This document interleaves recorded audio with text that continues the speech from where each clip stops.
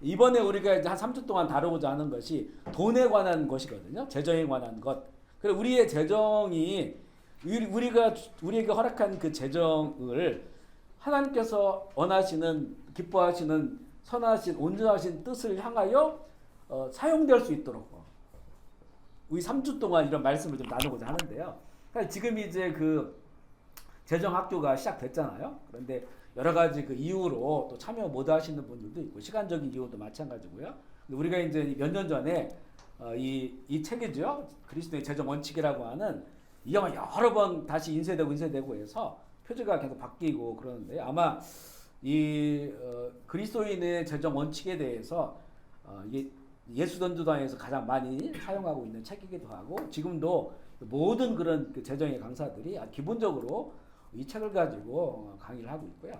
또 지금 이제 왕의재정도 마찬가지고요. 이 뒷부분에는 왕의재정도 같이 이제 그 책의 내용을 가지고 하긴 하겠지만 우리가 이 지금 재정학교 한 2달 동안 이렇게 진행되는 걸 알고 있는데 그렇게 깊숙하고 광범위하고 또 이렇게 방대한 그런 내용으로는 할 수 없지만 이 내용을 중심으로 해서 우리 몇 년 전에도 한번 나눴었는데 되게 유익했어요. 그래서 다시 좀 더 내용을 더 우리가 좀 이번에 함께 이런 그 재정학교의 시즌이 됐기 때문에 우리 교회 안에서도 좀 다루면서 이 부분을 좀 깊이 있게 나눠보려고 하는데요. 한계는 뭐냐면 한계가 있어요. 그 뭐냐면 이렇게 좀 제가 이 말씀을 나누지만 여러 지금 주제로 강의를 했지만요.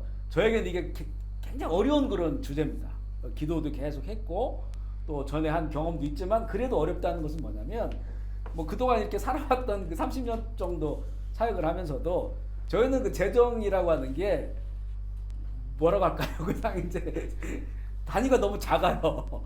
자꾸 너무 빤한 그런 재정이거든요. 그러니까 이런 부분들에 대해서 폭넓은 그런 경험들은 없어요. 아마 이제 그 재정학교에서는 아주 큰 그런 그 재정부터 해서 작은 재정까지 많은 그런 그 간증들이 있는 줄 아는데요. 저에게는 그런 건 없습니다. 이런 것들이 단점이에요. 그런데 이 책을 쭉 다시 한번 읽어보니까 이 책의 서두에 어떤 내용이 나와 있냐면 이거는 어떤 뭐 기업의 재정이라든가 한 국가의 재정 이런 거는 아니고 개인의 그리스도인 개인의 재정의 원칙에 관한 그런 말씀이다라고 하는 걸 전제하고 있어요. 그리고 이 재정의 개인의 이 재정의 원칙은 결국에는 이거는 좀 더 확대하면 기업이 될 수도 있고 또 우리 교회가 될 수도 있는 것이고 또 더 광범위하게 할 수 있는 그 원칙을 제공하는 것이기 때문에 그런 면에서 의미가 있다라고 여기 소개를 하고 있거든요. 그런 면에서 함께 나누긴 하지만 분명히 이제 한계는 있어요. 하지만 우리가 이번에 기회를 통해서 성경적인 그런 재정 원칙을 얘기하는 겁니다. 그리스도의 재정 원칙을 오늘 이곳에서는 7가지예요. 7가지. 근데 이것을 3주에 좀 나눠가지고 나누고자 하니까요. 오늘 이렇게 시작하신 분들은 혹시 이 자리에 참여하지 못한다 할지라도 줌으로 참여하시든지 아니면 나중에 유튜브로 올라가니까 유튜브로 참여해서 그 7가지에 대한 내용들을 좀 함께 숙제하고 또 이렇게 잘 적용할 수 있으면 좋겠습니다. 아멘이시죠? 아멘. 돈은 현대의 사회 조직의 구성원의 아주 기본 원칙이에요. 우리 지금 세상에 거의 대부분의 그런 집단들은 돈과 관련돼 있는 그런 그 목적을 가지고 함께 모여 있는 그런 그 집단들이고요. 또 우리가 개인도 마찬가지고 가정에서 이 책의 내용을 보니까 부부간의 그 갈등의 50%가 넘는 게 돈에 관한 문제 때문에 부부간에 갈등이 생긴다 이야기를 합니다. 우리의 뭐 삶에 정말 뗄래야 뗄 수 없는 그런 부분이 돈에 관한 그런 그 내용인데요. 이 그리스도의 재정 원칙은 그 공저입니다. 두 분이 저자로 되어 있는데요. 크레이그 힐이라고 하는 분하고 얼피츠라고 하는 두 분이 공저에 있는데 크레이그 힐 같은 경우에는 그분이 이제 비즈니스맨이었기도 하고 또한 선교사가 돼서 공산권 선교도 오래 하셨고요. 신학교의 강단에서도 이런 내용을 가르치셨고 가정사역도 하셨고 지역교회도 하시면서 아주 풍부한 그런 경험들을 가지고 계신 분입니다. 이 얼피츠 이분은요 아주 그 예수전도단에서 가장 뛰어난 재정 강의 강사였는데요. 이분은 원래 사업가로도 크게 이제 뭐 세상적으로 성공한 그런 그 사업가였었고요. 그가 이제 예수를 만나고 회심하면서 지금도 이제 캐나다에서 예수전도단에서 일을 하시는데 이분이 하시는 일들은 예수전도단에는 사업하는 파트들이 있어요. 여기 이제 그 헤세드와 같은 사업하는 파트. 우리 그 전에 그 똘똘뽕에 그 하갈이라고 하는 그 식당이 있었어요. 유명한 식당이었는데 바로 그 하갈 식당도 그 태국의 베이스를 둔 그 YM 예수전도단에 계신 분이 운영을 하셨던 그런 그 식당입니다. 아주 여러 가지 선한 일들을 많이 하는 그런 건데 지금도 이제 이분은 캐나다에서 이런 사업과 관련된 이런 일들로 일을 하시는 그런 분이시니까 평생 돈을 만지고 돈을 관리하고 돈을 벌고 하는 이런 분들이 이제 함께 이 책을 짓게 되는데요. 먼저 들어가면서 자료를 한번 보실까요? 마태복음 6장 21절 말씀 읽어보겠습니다. 시작. 내 보물이 있는 곳에 내 마음도 있느니라. 거꾸로 얘기해도 돼요, 그죠? 내 마음 있는 곳에 내 보물이 있느니라. 그러니까 결국에는 내가 어떤 것을 가장 귀하게 보느냐에 따라서 내 마음이 그곳에 가 있다라고 이제 예수님께서 말씀을 해주십니다. 신약성경 안에 보면 믿음에 관한 구절이 213구절이 있고요. 구원에 관한 것은 218개, 그 다음에 금전, 재정과 또 청지기의 책임에 이런 관련된 구절들이 2084개가 나온다고 합니다. 예수님의 38개의 비유 가운데서 16개가 금전을 다루고 있어요. 요즘 우리가 마태복음 읽으면서 예수님께 여러 가지 천국에 관한 얘기해 주신 거기 보면 여기도 돈에 관련된 재물에 관련된 이야기들이 굉장히 많아요. 결국 하나님께서는 우리 그 삶이 아주 돈과 결부되어 있고 또 이 돈은 결국에는 하나님처럼 될 수 있다고 하는 것을 너무나 잘 아시기 때문에 이런 그 재정 또 재정 관리 돈에 관한 이런 말씀을 주신 것으로 우리가 이해가 되고요.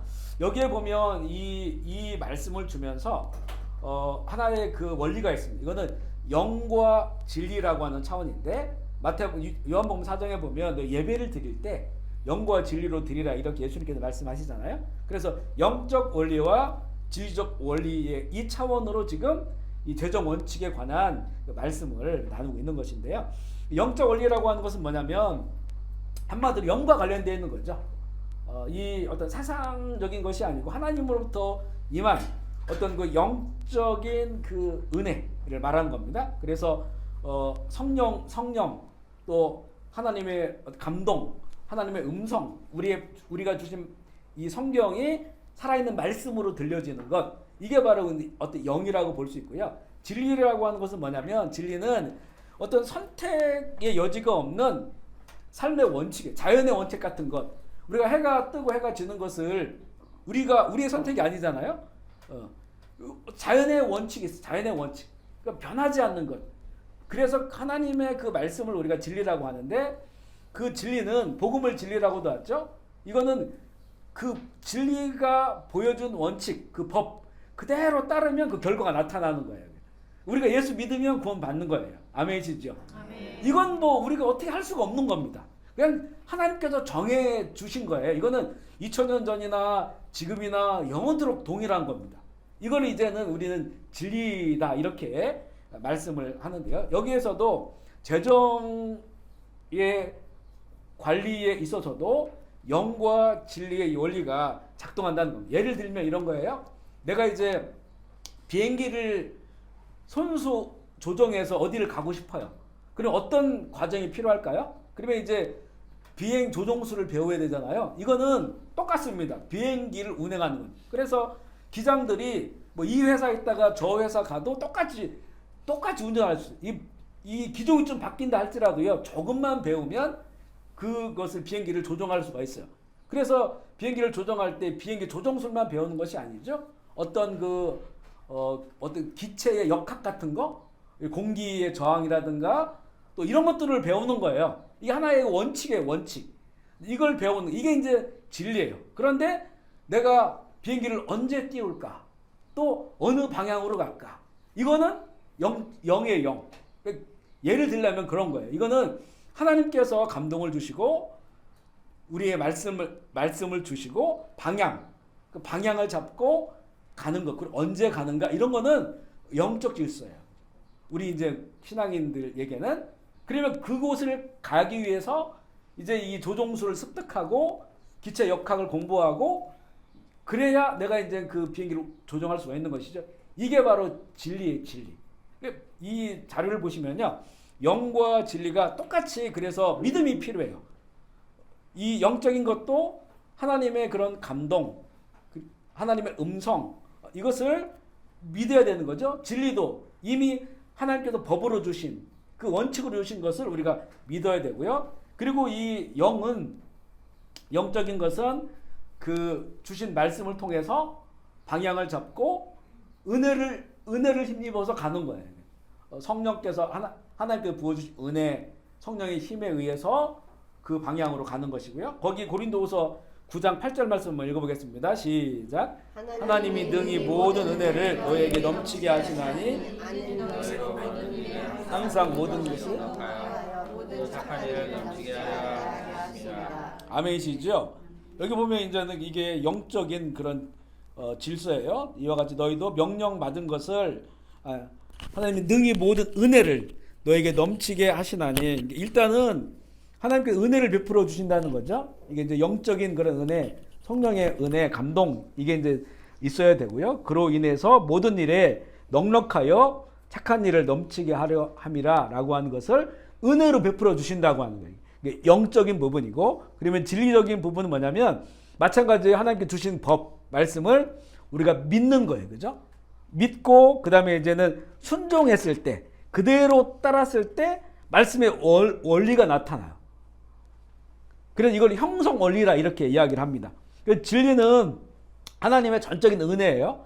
영은 하나님의 전적인 은혜예요. 하나님으로부터 오는 성령의 그런 은혜, 이걸 가지고 방향을 잡고 그것을 소망하고 믿음으로 바라보는 것이고요. 그리고 진리는 이제는 그 말씀으로 주신 그 원칙, 법에 따라서 순종하면서 살아가니까 그 일이 벌어지는 거예요. 그 일이 나타나는 거죠. 이렇게 이제 두 가지의 균형 잡힌 것을 말씀하시는데, 우리 누가복음 17장 10절 말씀 읽어볼게요. 시작. 이와 같이 너희도 명령받은 것을 행한 후에 이르기를 우리는 무익한 종이라 우리가 하여야 할 일은 한 것뿐이나 할지니라. 아멘이시죠? 명령받은 것을 다 행한 후에, 이거 원칙입니다. 말씀의 원칙을 따라서 다 행하면 결국에는 이제는 그런 그 약속들이 나타나고 영을 통해 성령을 통해서 우리에게 제시된 그 방향, 그 이 땅의 하나님 나라 그것을 이루어 가게 됨을 말씀을 통해 볼 수 있습니다. 여기에 보면 이제 7가지의 그리스도인의 재정 원칙이 있다고 했는데, 첫 번째가 뭐냐면 그 1번 한번 읽어볼까요? 1번 시작. 만몬의 영을 인식하고 절단하라. 아멘이시죠? 하나님에게만 향하는 그런 마음. 여기는 이제 우리가 만몬의 권세, 만몬의 영이다 이렇게 이야기할 수 있는데요. 우리 마태복음 6장 24절 말씀 읽어보겠습니다. 시작. 한 사람이 두 주인을 섬기지 못할 것이니 혹 이를 미워하고 그를 사랑하거니와 혹 이를 중히 여기고 그를 경히 여김이라. 너희가 하나님과 재물을 겸하여 섬기지 못하느니라. 여기서 나오는 하나님과 재물을 겸하여 섬기지 못한다라고 했을 때에 여기 이 재물을 만몬으로 이렇게 이해를 해야 됩니다. 만몬. 이것을 하나의, 그래서 섬긴다고 하는 것은 어떤 의미일까요? 우리가 하나님을 섬긴다라고 하는 것은 그분을 믿고 예배하고 경배하는 거잖아요. 그런데 이 하나님이 아닌 또 다른 것을 믿고 의지하고 경배하고 추구하며 살아가는데, 그것이 바로 재물, 만몬, 더 많이 가지고 싶고, 만몬이라고 하는 것이 이렇게 큰 걸 얘기하죠. 더 크고 더 멋지고 더 화려하고 더 편리하고 이런 것들을 추구하는 거예요. 이게 돈이 중요한 그 만몬의 영 가운데에 하나의 도구가 되는 거죠. 그래서 이것을 겸하여 섬기지 못한다라고 말씀합니다. 만몬은 고대 그 아람어인데 재정의 신, 그리고 돈을 사랑하며 섬기도록 마음에 영향력을 주는 존재, 이런 의미예요. 거짓의 신, 이런 의미입니다. 하나님이 아닌 또 이 다른 것들을 섬기게 하는 그런 그 영적인 그런 존재다라고 볼 수가 있는 것이죠. 그러니까 성경은 돈 자체를 악하다라고 말씀하기보다는 돈을 사랑하며 섬기려고 하는 마음이에요. 우리가 이 돈을 그냥 도구로 인정하고 얼마든지 살 수가 있잖아요. 그런데 그 돈이 어떤 도구가 아닌 우리가 하나님의 사람들에게는 하나님의 나라의 도구가 아닌 그 이상의 것으로 보는 거예요. 그 이상의 것. 그래서 이것을 살아가며 섬기려고 하는 그 마음은 이미 만몬의 영에 사로잡힌 거예요. 그렇기 때문에 이 만몬의 영을 인식이라고 하는 분별해야 된다고 하는 거예요. 이것이 뭐가 만몬의 영인지를 이 뒤편에 이제 보여주고 있어요. 이게 내가 지금 만몬의 영에 사로잡혀 있는 것인지 이것을 인식하고 또 분별하고 이것을 절단해야만이 우리가 오직 하나님만을 경외하고 섬길 수 있는 그런 사람이 된다는 거죠. 우리 디모데전서 6장 10절 말씀 읽어보겠습니다. 시작. 돈을 사랑함이 일만하게 뿌리가 되나니 탐내는 자들은 미혹을 받아 믿음에서 떠나 많은 근심으로써 자기를 찔렀도다. 이렇게 말씀해요. 돈을 사랑하는 마음이죠. 이게 바로 만몬입니다. 악의 뿌리가 된다는 거예요. 악의 뿌리가. 근데 사회가 우리도 느끼지만 점점점 돈의 가치가 커져요. 그죠? 전에는 우리가 이제 그런 거 있어요. 돈은 별로 없어도 뛰어난 학자들, 또 어떤 것에 아주 그 열심을 내서 한 사람들을 사회에서 귀하게 봅니다. 귀하게. 그죠? 그래서 이쪽은 돈을 더 많이 벌 수 있는 길이지만 이쪽은 또 그렇게 고결한 가치를 가지고 살 수 있는 길이 있으면 그 길을 선택하면 그래도 그건 인정해주고 박수를 친단 말이에요. 근데 지금은 이런 가치들이 거의 무너졌어요. 그죠? 하여튼 돈을 많이 버는 쪽으로 무슨 사회에서 어떤 것을 인정받고 또 어떤 선함과 어떤 존귀함의 이런 존재라기보다는요, 일단 돈을 많이 벌고 많이 가지고 있어야 그런 존재가 되는 거예요. 그죠? 인정받고 존귀한 존재가 되는 것이고, 부모가 자녀들에게 그런 것들을 소망하고 기대하고 있고요. 사회가 다 이제 그런 사이클로 지금 가고 있는 것을 보게 돼. 다른 가치들이 다 이제 돈의 가치에 굴복당한 겁니다. 돈의 가치에. 교회마저도 그런 모습들이 많이 보여지고 있죠. 만몬의 목적은 그것에 빠지게 하여서 하나님과 단절되게 합니다. 하나님과 단절되는 길을 선택할 것인가, 아니면 만몬과 단절된 길을 선택할 것인가. 이거는 이제 중간지대가 없고 타협할 수 있는 것이 아니라는 예수님의 말씀이죠. 돈의 권세를 끊어내야 된다는 겁니다. 돈은 나의 주인이 아니라 나의 종이 되도록. 종이라고 하는 건 내가 얼마든지 부려먹을 수도 있고 관리할 수 있는 이런 존재가 되는 거죠. 그렇게 이제 되어야 된다는 겁니다. 누가 나의 공급자인가? 이건 인식에 관한 문제예요. 공급자가 하나님이라고 한다면 돈은 나의 종이죠. 하나님의 권세 안에 있는 거예요. 돈이 얼마든지 이걸 가지고 사용할 수가 있는 거죠. 그런데 공급자가 돈이란다면 내 그 생명, 내 어떤 인생, 내 하루하루의 삶, 이것이 돈이라고 한다면 나는 돈의 종이 되는 거죠. 돈의 권세가 하나님의 권세를 능가해 버렸어요. 그래서 그 권세 밑에서 내가 결국에는 종이 되어서 살아가고 있는 이런 모습들이 있다는 거죠. 그러니까 돈은 목적을 이루기 위한 수단이며 목적은 하나님의 나라가 되어야 되는데, 우리들의 인생의 목적은 하나님의 나라 아니겠습니까? 아멘이시죠? 우리가 마태복음 요즘 읽으면서 저도 일본에 다시 읽어보면서 느낀 게 뭐냐면, 정말 예수님의 그 모든 것의 초점이 하나님의 나라에 있구나, 천국에 있구나. 이 땅에 하나님의 이루어지는 나라, 또 영원한 하나님의 나라, 천국. 이곳에 초점이 있다고 하는 것을 다시 한번 참 이번에 실감하게 되는데요. 우리 모든 믿는 사람들의 그 목적은 하나님의 나라입니다. 이 하나님의 나라를 위하여 이 나에게 주신 자원, 돈을 포함한 모든 자원들이 그곳에 그렇게 쓰임받는 도구가 되어 있는가? 아니면 이게 이제 바뀌어서 내가 돈을 벌고, 말은 이런 거예요. 내가 돈 많이 벌어서 하나님의 나라에 쓰겠다, 이렇게 우리가 말 많이 하거든요. 이거 잘 점검해 보면 위험할 수가 있어요. 돈을 많이 벌어. 그럼 돈을 많이 벌지 못한다면 어떻게 될까요? 무언가 이거는 이 앞뒤가 바뀌어버리는 거라는 거죠. 하나님의 나라는 우리가 뒤에 나오지만 얼마든지 작은 돈으로도, 작은 재물로도 얼마든지 그 하나님의 나라를 구현할 수가 있습니다. 아멘이시죠? 근데 우리가 많은 경우가 내가 돈을 많이 벌어서 그때까지는 하나님 좀 참아주세요 이렇게 생각하는 경우가 많거든요.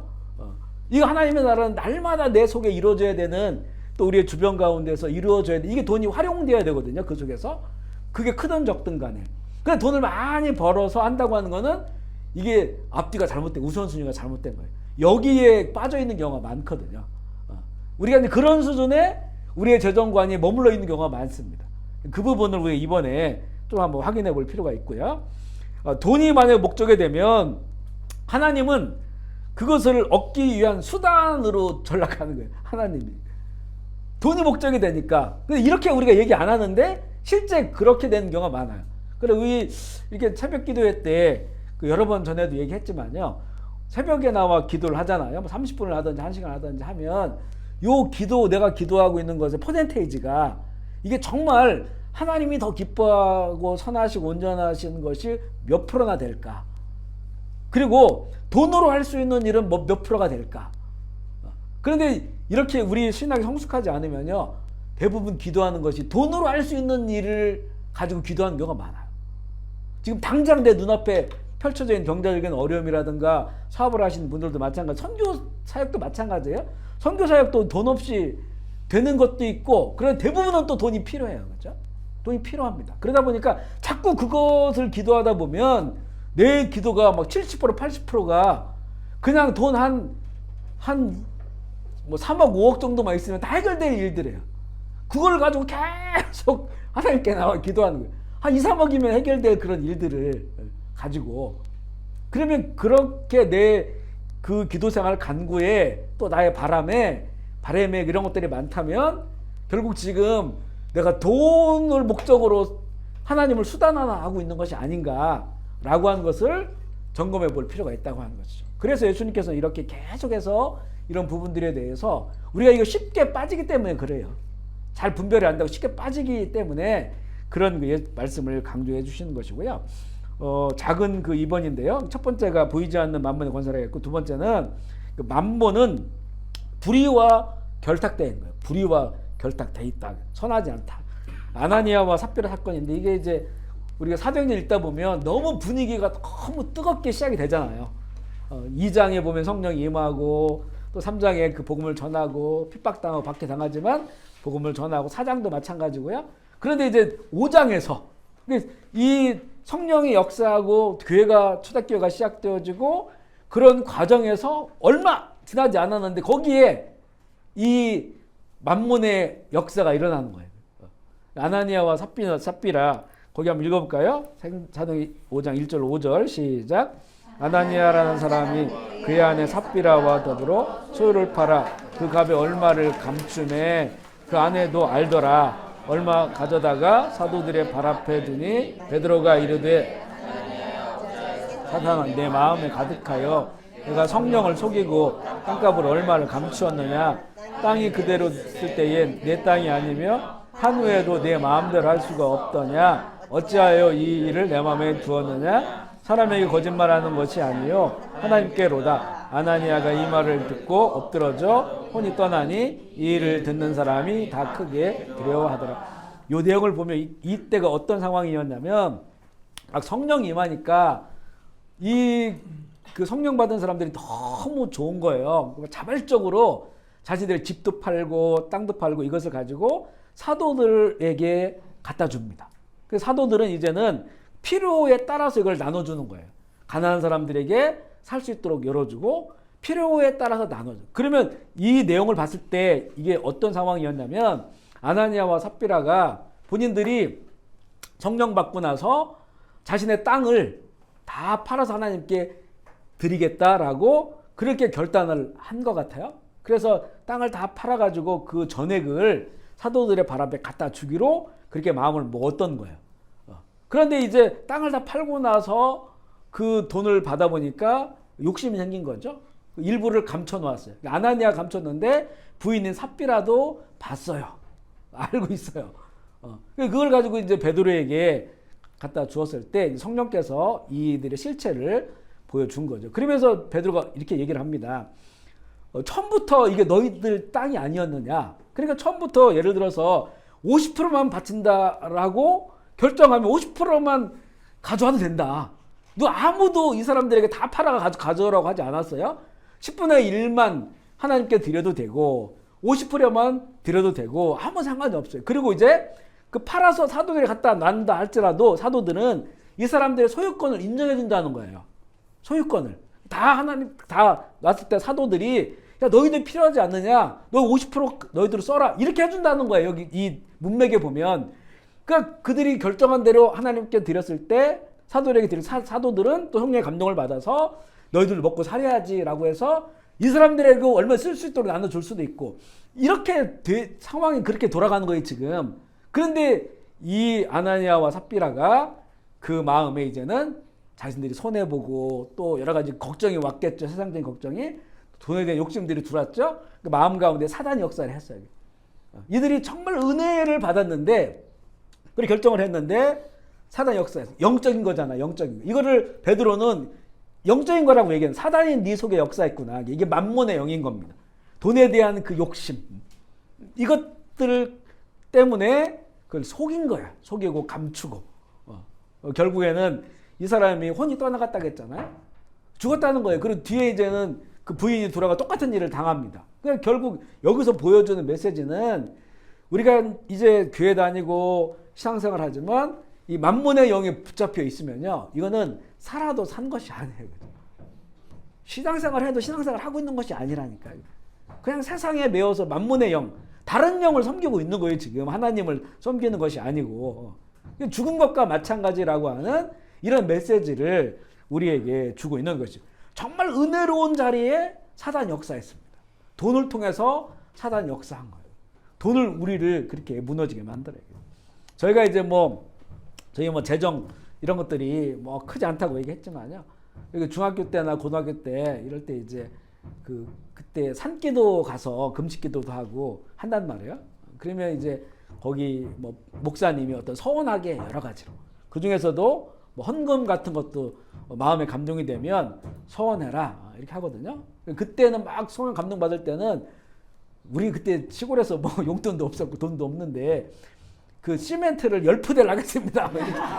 거기 기도원 올라가는데 비포장 도르고 그거 해가지고 이제 10푸대 할 사람, 20푸대 할 사람, 10푸대 하고 했는데 집에 돌아오는데 까마득해요, 그거를. 용돈도 없는 사람이 그 10푸대를 어떻게 해서 보낼까. 결국엔 어머니가 다 해주셨지만 그때부터 걱정이 되고 5푸대만 할 걸, 1푸대만 할 걸. 돌아서는 순간부터 마음이 바뀌기 시작하는 거예요. 그죠? 바뀌기 시작해요. 그죠? 그렇게 된다는 거예요. 그러니까 이거는 하나님께서 그 10푸대를 원하셔도 그런 거겠어요? 우리의 그냥 순수한 마음들 받으시고 싶으신 거예요. 하나님께서는. 그러니까 이렇게 마음에 감동이 되고 은혜가 왔을 때도 참 기도하고 또 성령의 은혜를 구하고 이게 앞에서 말한 영적인 거죠. 그런 부분에. 그래서 그걸 가지고 또 결단하면 돌아설 때부터 여러 가지 생각이 들어오는 것은 결국 만몬의 영이 내가 살아왔던 그런 삶의 습관들이 그곳에서 역사를 하는 것이기 때문에 우리가 이걸 많이 경험해야 사실 이런 것들에 대해서 경험합니다. 우리도 예배드리고 기도하다 보면 누가 떠오르고 막 도와주고 싶은 생각이 들거든요. 그러면 그게 진짜 예배드릴 때 들어온 마음들은 정말 성령의 역사로 볼 수 있거든요. 돌았으면 하고 싶지 않아. 왜 나도 좀 필요하니까. 내가 당장 이렇게 뭐가 필요한데 그렇게 할 수 없는 것들이 자꾸 들어와요. 영적 전쟁이 막 벌어지는 거죠. 그러니까 지금 아나니아와 삽비라에게 바로 그런 일들이 일어났었던 거죠. 결국에 이들의 혼이 떠나갔다 이렇게 말씀하고 있고요. 재미난 사건이 또 있어요. 시몬의 사건인데 사도행전 8장 18절로 20절입니다. 시작. 시몬이 사도들의 안수로 돈을 들여 이르되 이 권능을 내게 주어 누구든지 내가 안수하는 사람은 성령을 받게 하여 주소서 하니 베드로가 이르되 내가 하나님의 선물을 돈 주고 내 은과 내가 함께 망할지어다. 이거는 빌립이 사마리아에서 복음을 전하고 있었어요. 복음을 전하는데 이제 예수 믿고 세례 받는 사람들이 늘어났습니다. 그때 이제 사마리 유명한 마술사예요, 시몬이. 능력을 많이 행하니까 많은 사람들이 따라오고 인기 있는 그런 마술사였었어요. 근데 빌립의 전도를 받고 그리고 세례를 받았어요. 근데 세례를 받았는데 아직 성령의 역사가 없었어요. 이 빌립은 빌립 집사를 얘기하는 거예요. 그래서 이제 사도들을 불렀어요. 우리가 지금 복음을 전하는데 많은 사람들이 세례를 받고 있습니다. 그래서 베드로와 요한이 사마리아에 간 거예요. 그래서 그들이 말씀을 듣고 또 은혜를 받고 했을 때 이 베드로와 요한이 그들을 안수하니까 막 성령이 임하고 방언을 말하고 각종 예언과 각종 능력과 병 고침 막 이런 것들이 일어나니까 이게 마술사거든요. 너무 자기가 경험할 수 없었던, 자기가 할 수 없었던 놀라운 일이 일어나니까 그 시몬이 사도들에게 와서 이제는 이 돈을 주면서 이 권능을 내게도 좀 팔아라. 내게도 팔아라 이렇게 얘기를 한 거예요. 근데 이 사람은 마술을 하면서 이게 다 돈으로 하는 그런 일들을 한 거죠. 그리고 그것이 돈벌이가 되었던 거예요. 그러니까 이 사도들이 이 안수할 때 막 성령이 임하고 하니까 이게 자기도 이제 그 돈을 줄 테니까 이걸 팔아라. 이 사람의 생각 속에는 계속 사고 파는 것만 있어. 사고 파는 거. 세상의 재정 원칙이 사고 파는 거. 이것으로 이윤을 찾는 거예요. 그런데 이 성경적 재정관은 뭡니까? 주고 받는 거예요. 아멘이시죠?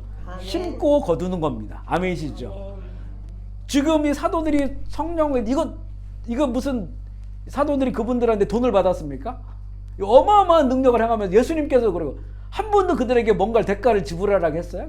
그런 적이 없었죠. 다 그냥 주는 거예요. 주는 거. 이 사람들에게 받는 거예요. 또 받은 사람이 또 주는 거예요. 이게 바로 성경적 재정관입니다.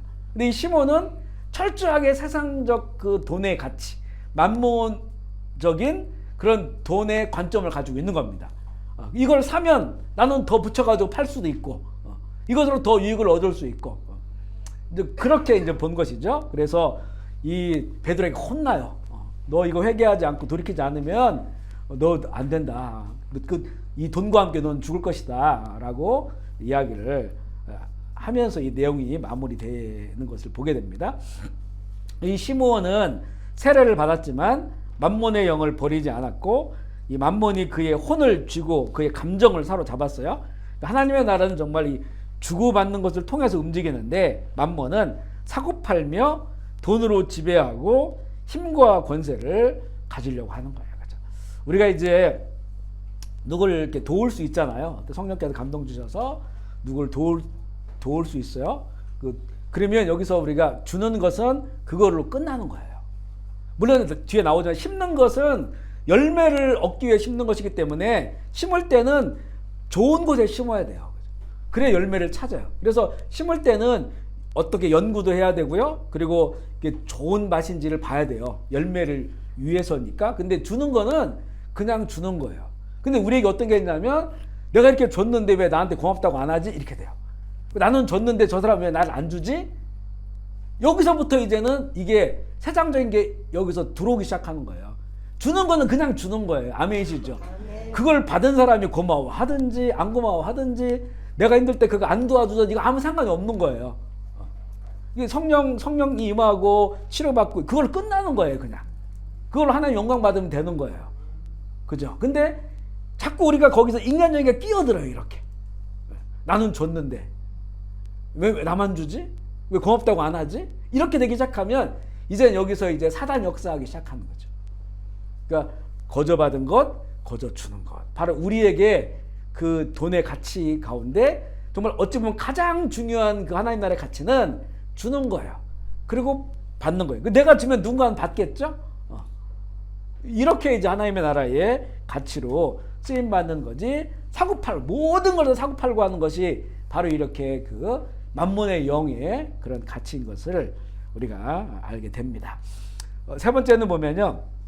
만몬의 영향력 10가지가 이걸 잘 보면 내가 만몬의 영이 나에게 얼마나 역사하고 있는지를 알 수 있는 대목인데요. 만몬의 영향력 10가지. 첫 번째는 돈에 대한 염려와 근심이 자꾸 일어나는 거예요. 부자는 가지고 있는 돈을 잃어버릴까봐 걱정하고, 지금 이제 미국에 막 은행들이 파산하고 이렇게 되잖아요. 거기 관련된 사람들은 얼마나 심적 고통이 크겠어요. 그죠? 그거를 의지하고 살아가는 사람들이 많을 텐데, 이런 것들이 이제는 돈을 가지고 있는 사람들은 그 돈 때문에 또 걱정하고 근심하고요. 또 이 돈이 없는 사람들은 돈이 늘 모자라는 것 때문에 염려하고 근심하고 우리가 이제 어느 편에 서 있을지는 모르겠지만 이것 때문에 계속 염려와 근심이 끊어지지 않고 따라다닌다 한다면 이미 만몬의 영향력을 받고 있다라고 하는 것을 알 수 있고요. 이런 측면에 세 가지의 좋은 태도가 있는데 첫 번째는 읽어볼까요? 첫 번째 시작. 내가 가지고 있는 것은 아멘이시죠. 이 청지기 의식 하나님께 받은 선물이에요. 근데 우리가 이걸 잘 인정을 안 해요. 내가 땀 흘리고 내가 했어도 이랬는데 이거 내 거 아니야 이렇게 생각하는 경우가 많거든요. 이 개념을 완전히 바꿔야 돼요. 왜냐하면 본질적 생명이 어디서부터 왔는지를 봐야 되는 거죠. 그럼으로써 하나님께 받은 선물이고 청지기로서의 관리 책임이 있다라고 하는 거지 이것이 다 내 것이다라고 이렇게 주장을 하면 결국 이렇게 만몬의 영이 빠지게 되고요. 두 번째 읽어볼게요. 시작. 내 소유는 하나님이 살피신다. 하나님께서 주신 것이 아멘이시죠. 나의 소유는 하나님이 나에게 주신 것이라면 그분이 더 이것을 살피시는 거죠. 더 보호해 주시기를 원하고 더 좋은 것에 사용되시기를 원하는 거예요. 이런 인식. 세 번째는 읽어볼게요. 시작. 나의 소유물을 다른 사람이 쓸 수도 있다. 하나님의 것이기에 손실이나 손상의 두려움 없이 하나님께서 원하시는 대로 다른 사람이 사용할 수 있다. 아멘이시죠. 이 의식을 가져. 이게 정말 하나님이 주신 것이다. 그리고 하나님께서 이걸 살피신다라고 한다면 내 것을 다른 사람이 쓸 수도 있다는 거예요. 다른 사람이. 근데 우리는 어찌 보면 어떤 때는 빼앗긴다라고 생각할 수도 있어요. 하나님께서 그것을 이전시킬 수가 있거든요. 이전시키는 것인데 세상적 눈으로 봤을 때는 내가 손해보고 빼앗긴다라고 생각되는 경우가 많아요. 그래서 우리가 이거를 그거에 넘어지고 좌절하고 실패했다고 생각하는 경우가 있거든요. 근데 이게 하나님의 나라의 관점에서 봤을 때는 나에게 이만큼 있었던 것을 하나님 필요에 의해서 다른 사람에게 나눠주는 그런 방식인데도 결국에는 이게 자꾸 내 거라고 생각하니까 빼앗기고 손해본다라고 하는 이런 의식을 갖게 돼요. 이게 바로 이제 우리 만몬의 영에 사로잡힐 수 있는 그런 그 상황이고요. 하나님께서 원하시는 대로 다른 사람도 하나님이 나에게 주신 것을 사용할 수 있다고 하는 이런 그 관점을 가져야 이렇게 만몬의 영으로부터 자유함을 누릴 수 있음을 말씀하고요. 두 번째 만몬의 영향력이죠. 읽어보겠습니다. 시작. 돈을 잘못 관리하는 것이 돈이 다 어디 갔는지 모르겠어요. 우리도 이럴 때 많은데 돈이 늘 없는 거야. 왜 이렇게 우리 돈이 이렇게 없지, 그죠? 자꾸 이런 게 반복되잖아요. 돈이 다 어디 갔는지 몰라요. 재정적인 결핍을 계속 느끼고 있어요. 이게 계속 된다면 이건 뭔가 지금 이 만몬의 영의 영향력을 받고 있다라고 하는 겁니다. 부자나 가난한 자나 겪는 현상이 부자도 왜 이렇게 돈이 나는 없지? 모자라지? 우리가 봤을 때는 저 정도면 얼마든지 이 편하게 살 수 있을 것 같은데 그분들도 돈이 없다는 거예요. 부족하다는 거예요. 쓸 데가 너무 많다는 거죠. 하나님의 재정 관리하는 자의 태도가 아니라는 거예요. 수입의 120%를 쓰면 결핍이 당연히 올 수밖에 없죠. 그 수입이 크나 적으나 120%를 쓰면 항상 20%는 그 부족한 거예요. 1000불을 맞는 사람도 마찬가지고 10,000불을 맞는 사람도 마찬가지고 20%를 쓰면 12,000불을 쓴다면 늘 결핍이 있는 거죠. 이거는 잘못 재정을 관리하고 있다. 볼 수가 있는 것이고요. 네 번째 읽어볼게요. 시작. 살 수 없다는 사고방식이. 그러니까 재정을 써야만 하는 상황인데 나는 그것을 쓸 수가 없어. 늘 그런 거예요. 여기 잘 보시면 이런 게 있죠. 재정의 형편과 상관없이 사고 가운데 형성된 견고한 진이 있는데 이 필수와 원함의 범위를 그 범위에 무엇이 있어야 할지를 보아야 하는데 필수, 그러니까 정말 진짜 필요한 것은 그것을 위해서 돈을 써야 하는데 그런데 이게 내가 원하는 것이 있고 필수가 있어요. 필요한 것이 있어요. 반드시 필요한 거. 근데 이게 구분이 안 돼. 구분이 안 되니까 자꾸 원하는 데에 돈을 써버리니까 그러다 보니까 정말 필요한 것에는 돈을 못 쓰는 거예요. 못 쓰는 거예요.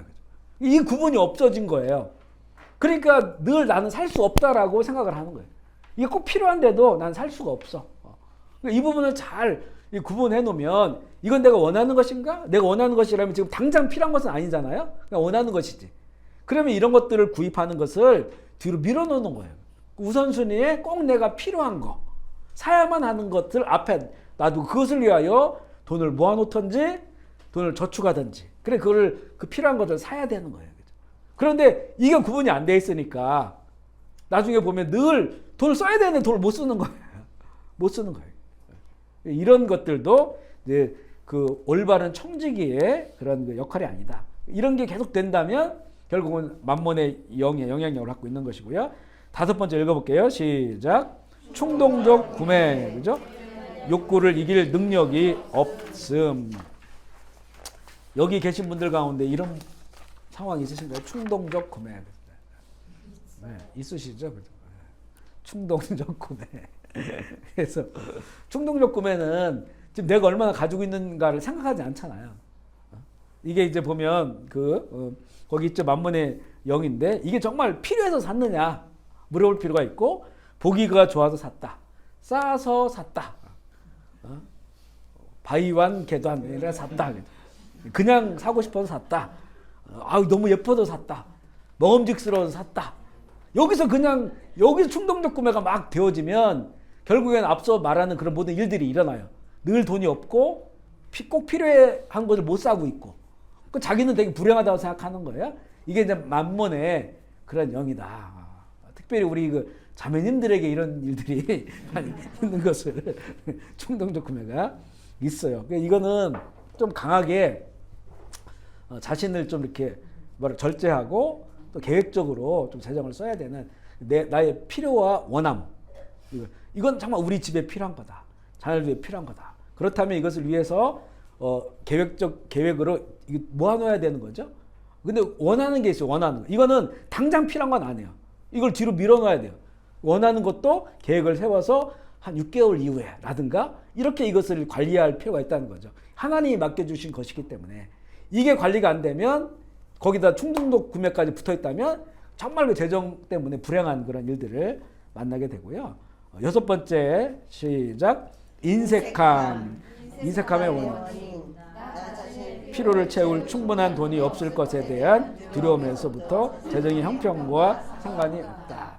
저희도 한국에서 이제 목회하는 친구들이 몇 명 있는데요.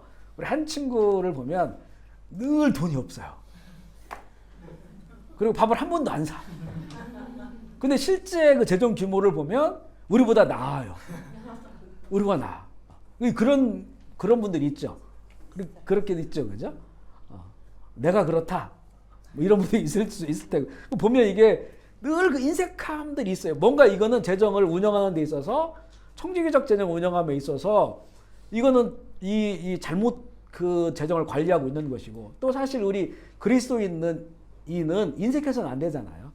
우리가 자꾸 줘야 되고 심어야 되는데, 사람들이 볼 때 인색하다라고 여겨진다면 사실 이거는, 인색함은 내가 얼마를 가지고 있느냐 없느냐의 문제는 아닌 것 같아요.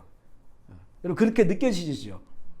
이거 적어도 재정이 적어도 이게 인색하지 않게 사용할 수가 있어요. 사실은 그런 부분에 있어서. 그런데 이제 자꾸 인색하게 느껴지는 것들이 있단 말이죠. 이것 역시도 하나의 만몬의 영, 돈을 뭔가 잘 관리하지 못하는 이런 그 모습이 있음을 보게 되고요. 일곱 번째 읽어볼게요. 시작. 욕심이죠. 소유하겠다는 과도한 욕심.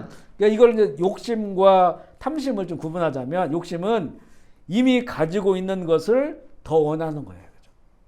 이미 있는데 더 가지고 싶어요. 그죠? 그래서 집에 보면 똑같은 거 막 되게 많아요. 그죠?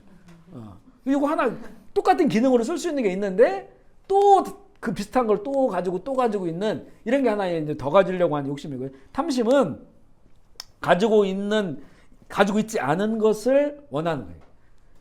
내가 이거 가지고 있지 않은데 그래도 사는 건 별로 지장이 없는데 그런데 저걸 꼭 가지고 싶은 거야. 그죠?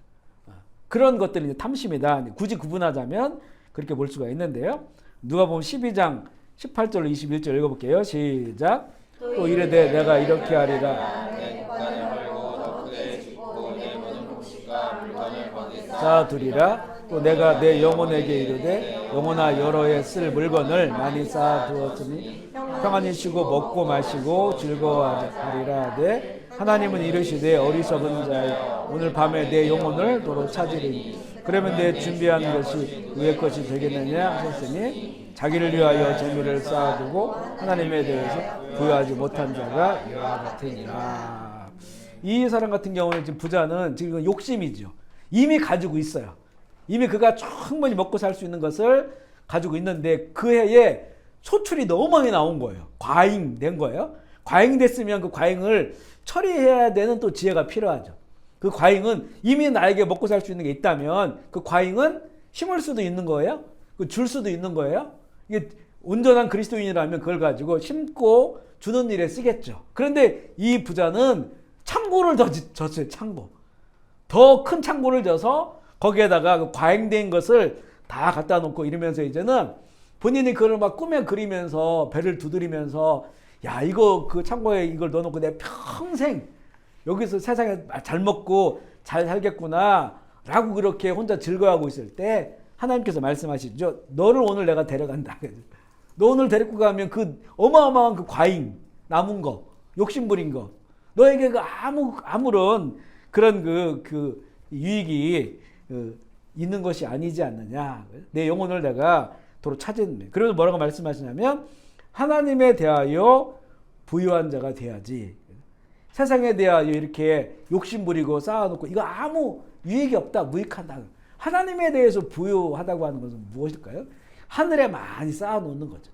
이런 과잉을 잘 관리하는 겁니다.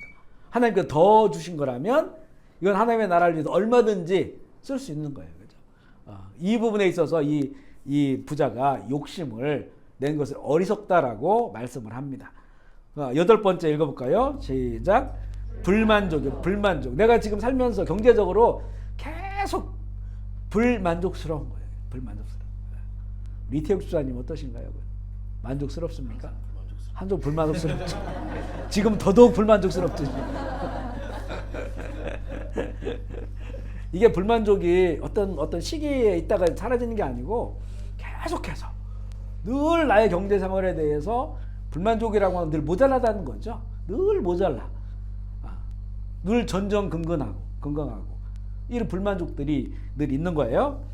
빌립보서 4장 11절 13절 시작. 내가 궁핍함으로 말하는 것이 아니니라. 어떠한 형편에서든지 나는 비천에 처할 줄 알고 풍부에 처할 줄도 알아. 모든 일 곧 배부름과 배고픔과 풍부와 궁핍에도 처할 줄 아는 일체의 비결을 배웠노라. 내게 능력 주신 자 안에서 아멘이시죠. 이 일체의 비결을 우리가 배워야 되는데 바로 그리스도인의 재정 원칙이 바로 이것을 보여주고 있는 것 같아요. 그렇죠? 어떤 쭉 그 사도 바울처럼 정말 부유하게도 살아보고 풍부하게도 있어보고 또 너무 빈천하게 하루하루 끼니를 걱정할 정도의 이런 비천함에도 처해 보면서 근데 그 과정이 이제는 예수님 만난 후니까 이제는 그리스도 안에서 하나의 비결을 배웠어요. 원칙을 하나 발견하게 된 거예요. 그건 뭐냐면 내게 능력 주신 자 안에서 내가 모든 것을 할 수 있다. 아멘이시죠? 아멘. 풍부하다고 다 할 수 있는 게 아니었다는 거예요. 비천하다고 못하는 게 아니었다는 겁니다. 풍부하든지 비천하든지 내가 이 그리스도 안에서 내게 능력 주시는 자. 공급하는 분이 누구냐 이거죠. 공급하는 분이 하나님이시더라는 거예요. 그 하나님의 공급으로서 내가 모든 일을 할 수 있게 되었음을 그것을 배웠다는 거예요. 우리 이번에 이 기회를 통해서 이 일체의 비결을 우리 배우시는 우리가 되기를 주의 이름으로 축복합니다. 아멘. 그리고 9번째 읽어볼게요. 시작. 빛의 명예입니다. 이거는 그 반짝이는 빛이 아니고 빛입니다. 빛. 7편 15절 시작. 그가 웅덩이를 파 만들었으며 제가 만든 함정에 이게 바로 빛입니다. 빛. 끊어지지 않는 그 빛이 바로 함정에 빠지고 그래서 이 책의 뒷부분에 보면요. 빛을 어떻게 처리하는가에 대한 그런 내용들이 나와요. 빚진 삶을. 요즘은 현대사회는 최소한 수십 년을 빚지고 살아요. 그렇게 돼 있어요. 이 뭐 결혼한다고 이제 주택 같은 거 대출 받아가지고 장기 20년, 30년 이렇게 하잖아. 이거 따져보면요. 결국 그 집값보다 최소한 2배 정도를 더 내고 이게 사는 거거든요. 그 쭉 몇십 년 동안 다 갚은 걸 따져보면. 근데 그걸 20년, 30년을 젊은 때에서부터 그 무게를 지고 살아가는 거예요. 우리 자녀들도 이렇게 뭐 대학 다니면서 뭐 여러 장학금으로도 이렇게 하지만 그렇지 않는 거는 학자금 대출을 받잖아요. 그러니까 20대부터 빚을 지고 사는 거예요. 또 이거 그래도 이거는 이제 어쩔 수 없는 것이라고 할지라도 카드 같은 것을 쓰기 시작해가지고 카드는 계속 빚지잖아요, 그죠?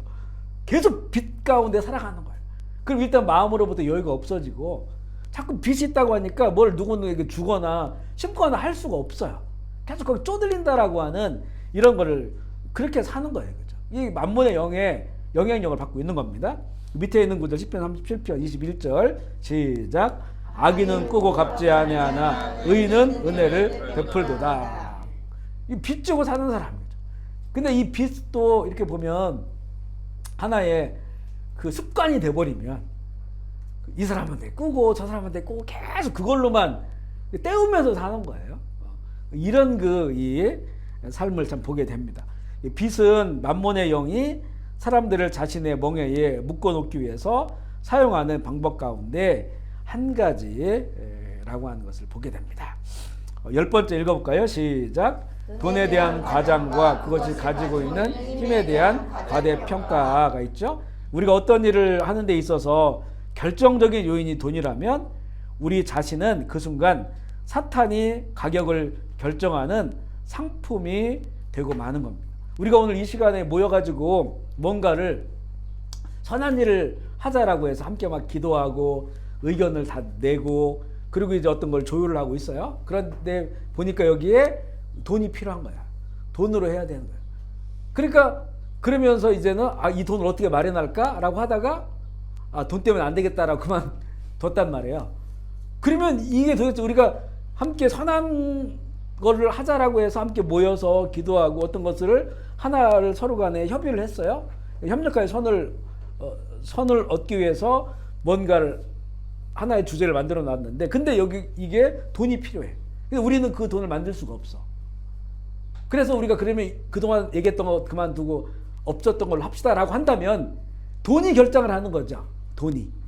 만약에 지금 우리가 여기서 기도하고 뭔가 하나를 이렇게 도출해 냈을 때 이게 하나님이 기뻐하시는 것이고 꼭 필요한 것이고 선한 것이라고 한다면 그런데 이게 돈이 필요하다면 이제는 그 돈을 위해서도 기도해야겠죠.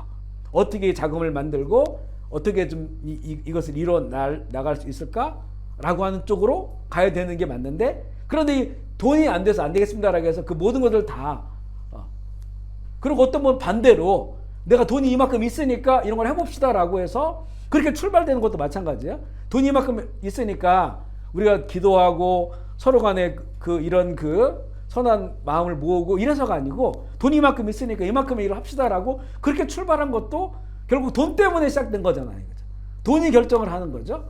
이런 부분도 우리가 잘 그리스도인들은 우선순위를 잘 보아서 그것을 결정해야 된다. 그래 돈이 결정적 요인이 돈이 된다면 이거는 결국 우리는 결국 이 교회는 사단의 도구가 되는 거죠. 돈의 도구가 되어버리는 것이니까 그래서 우리의 어떤 선한 의지라든가 하나님의 뜻에 관한 것들이 이게 이제 온전한 것이라고 한다면 하나님 기뻐하시는 것이라고 한다면 돈은 두 번째 이게 진짜 하나님의 길이라면 그 자원을 하나님께서 열어주시는 것이 되어야 된다는 거죠.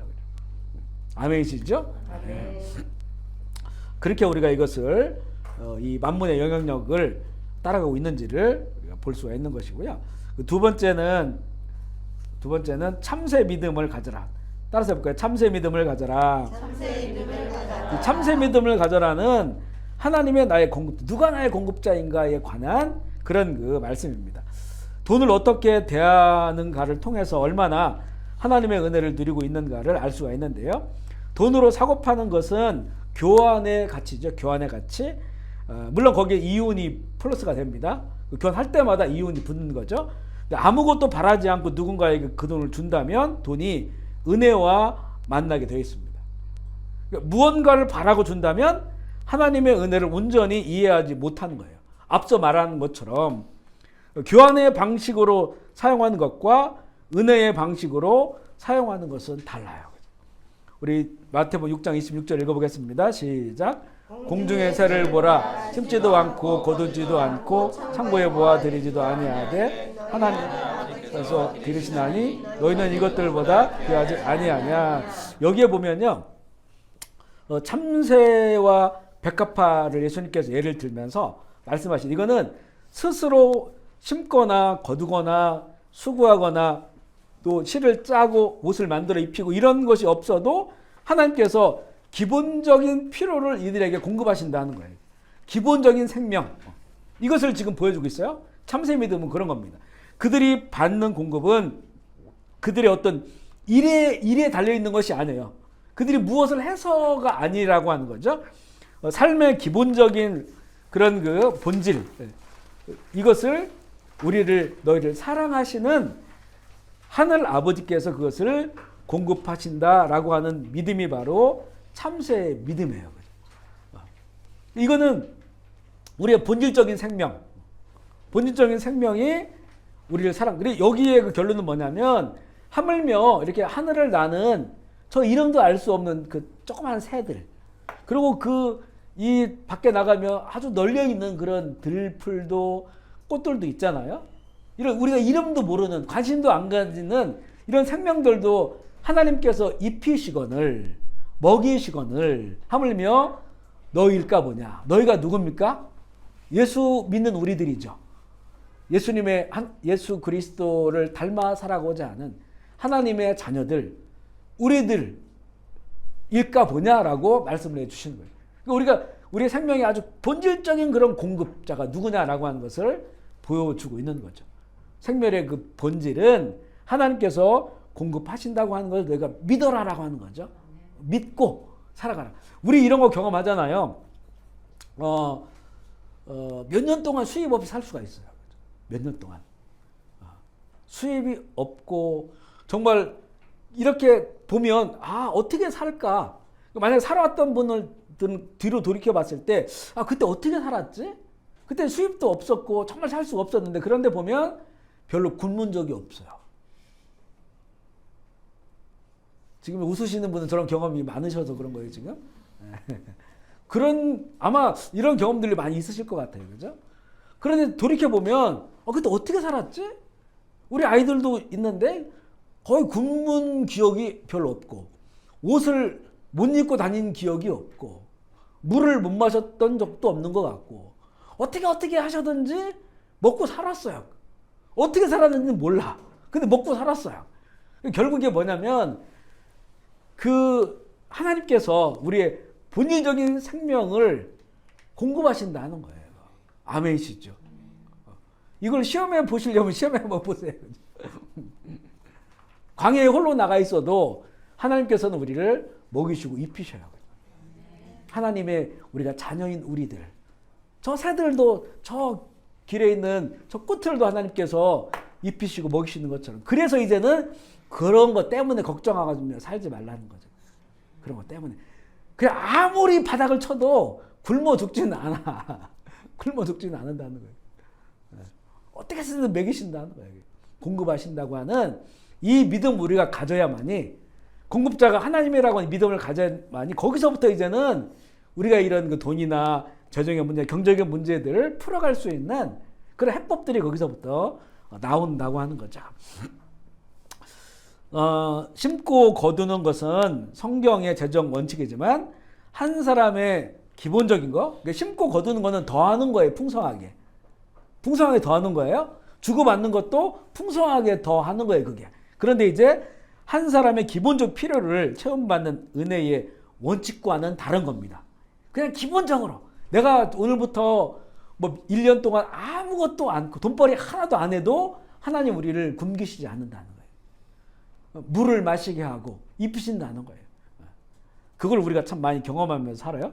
이 원칙을 모르면 하나님의 은혜는 사라지고 우리의 필요를 하나님의 사랑이 아닌 우리가 채우는 것으로 여기게 됩니다. 참새 믿음은 그리스도인의 재정 원칙의 바탕이 되는 그런 그 진리입니다. 진리. 이것은 절대적인 신뢰와 확신이 필요하고요. 나를 사랑하시는 하나님의 나의 필요를 채우실 것에 대한 철저한 인격적인 의존이 있어야 돼. 이게 없으면 우리가 두려워서 살 수가 없어요. 두려워서 선교지에 나올 수가 없습니다. 직업을 잃어버리면 두려워서 살 수가 없습니다. 걱정 근심으로 살아갈 수밖에 없어요. 이 보면요, 내가 회사를 다니다 갑자기 잘렸어요. 어느 날 갑자기.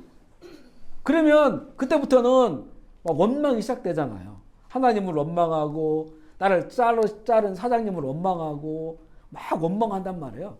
그렇게 만약에 원망을 한다면 그러면 그동안 나에게 공급자는 누구였습니까?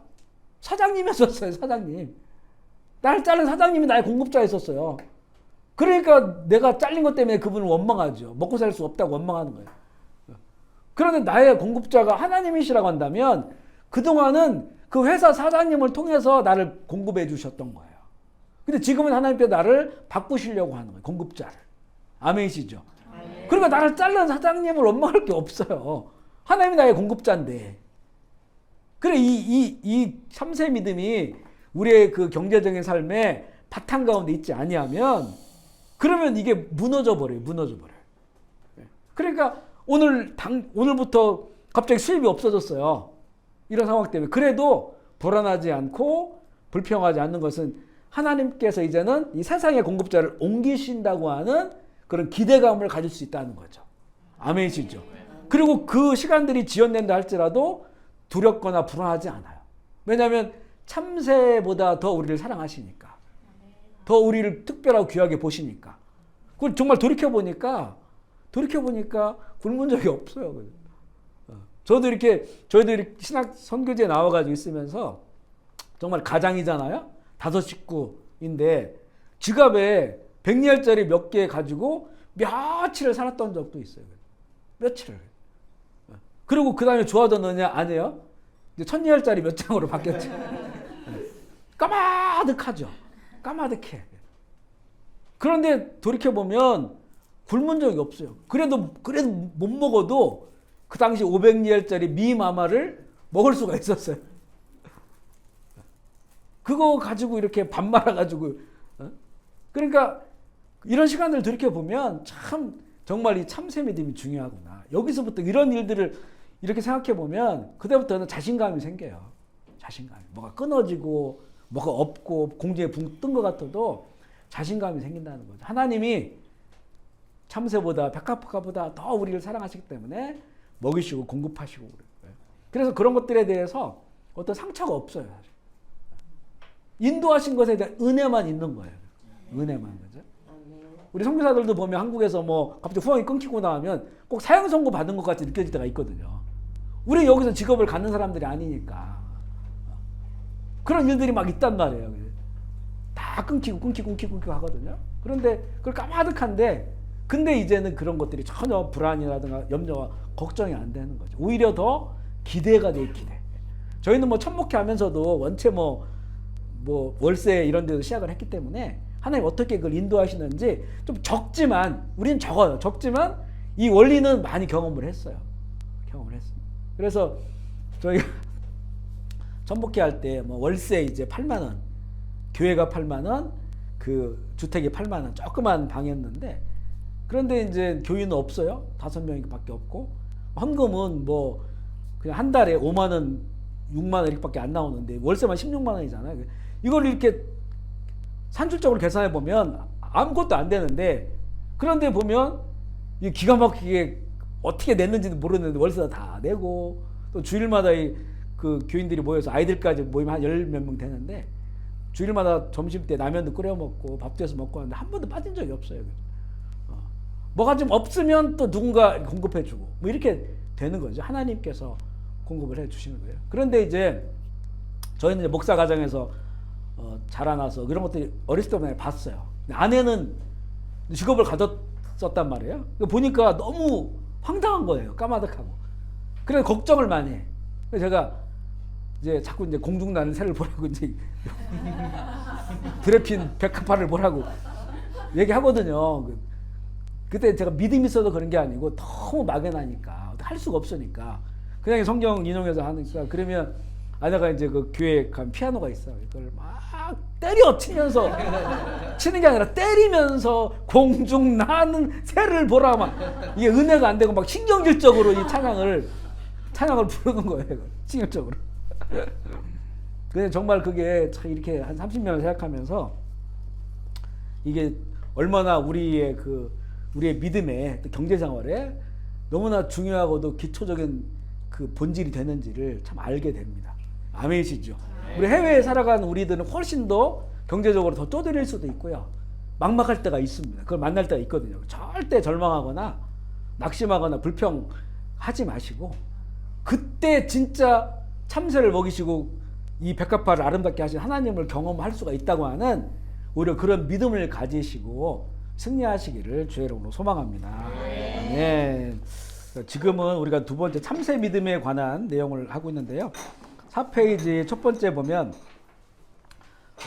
하나님이 공급하시는 장소가 나오죠. 열왕기상 17장 4절 시작. 그 시냇물을 마시라. 내가 까마귀들에게 명령하여 너를 먹게 하리라. 사실 우리가 까마귀 얘기를 자주 해요. 그런데 이 까마귀가 나타났을 때는 그 엘리야가 더 이상 아무것도 할 수 없는 그런 상황 가운데요. 어떤 것도 공급받지 못하고 구할 수 없는 그런 상황에 까마귀가 나타났는데 우리는 너무 까마귀를 적용을 많이 하려고 해요. 우리의 삶에. 그래서 뭐가 없으면 까마귀가 꼭 나타나길 꼭 바라고 그러는데요. 이건 완전 극단적인 거죠. 이 광야에 나가 있는 상황 속에서 까마귀를 통해서 공급을 하시는데 하나님께서는 공급 안 하시는 곳이 없다는 거죠. 하나님 어떤 방식으로도 공급하셔서 먹게 하신다. 열왕기상 17장 9절 시작. 너는 일어나 시돈에 속한 사르바드로 가서 거기 머물라. 내가 그곳 과부에게 명하여 내게 음식을 주게 하였느니라. 자, 그 과부가 음식을 마련한 결국에는 그 일 때문에 그 공급의 하나의 도구가 되었던 과부의 이 가정마저도 큰 은혜를 누리게 되는 내용들을 보게 됩니다. 하나님이 공급하시는 장소와 통로를 아는 것들도 중요하죠. 우리가 이런 절박한 상황 속에서 무언가 지금 공급이 필요하다라고 했을 때 우리 인간적으로 생각하는 통로들이 있어요. 인간적으로 생각하는 통로와 도구들. 그런데 하나님은 다른 방법으로 인간적으로 생각하는 곳에도 공급이 되어지면 그거는 이제 사상적 방식으로 되어지는 거니까 하나님에 관한 어떤 절대적 의존, 인격적 의존 같은 게 안 되는 거예요. 이런 걸 반복적으로 경험하다 보면 또 만약에 그게 안 되면 또 실망하고 불평할 수 있는 것이고 그래서 이렇게 절박한 상황 속에서는 하나님의 공급하는 장로와 통로를 아는 것도 중요하다. 뜻밖의 어떤 일들을 통해서 하나님 공급해 주신 것들을 우리가 신앙 안에서 많이 경험하게 되는데요. 오늘 우리 읽은 마태복음의 내용에도 보면 그런 게 나와요. 예수님께서 예루살렘 성 입성하기 전에 건너편 마을에 가면 나귀가 메어져 있을 거다. 그러니까 그 엄마 나귀하고 그 다음에 어린 나귀가 메어져 있을 것인데 그걸 풀어가지고 와라. 그럼 누가 이제 그 주인이 있을 거 아니에요. 묶어놓은 주인이. 그가 물어보면 어디에 쓸 건지 물어보면 주가 쓰시겠다고 해라. 그래 정말 그렇게 가서 나귀를 가지고 오는데 주인이 나타나서 이건 뭐 세상적으로 보면 황당한 일이죠. 자기가 메어놓은 나귀를 풀어왔으니까. 근데 그가 이거 어디에 쓰려고 그러냐라고 하니까 제자들이 주가 쓰시려고 한다라고 했을 때 그걸 순순히 내어줘요. 그리고 예수님께서는 그 나귀 새끼를 타고 입성을 하시는 것을 보게 되는데요. 그 나귀의 주인, 성경에는 안 나오지만 성경에 뒷 이야기가 있어요. 그 사람은 왜 거기다 나귀를 메어놨을까?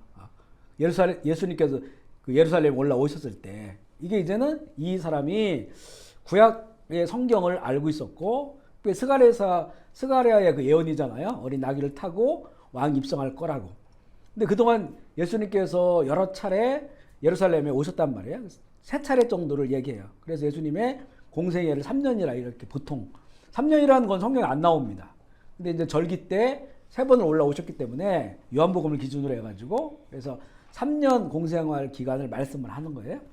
근데 이제 그 첫 번째 올라오시고 두 번째 올라오시고 예루살렘에서 여러 가지 일들을 행하시고 천국복음 가르치시고 또 예수님의 갈릴리 주변의 사역들이 소문으로 들려오고 그러니까 이 나귀 주인이 스가랴의 예언을 믿고 그 말씀을 믿고 분명히 저분이 메시아 구세주일 것이다.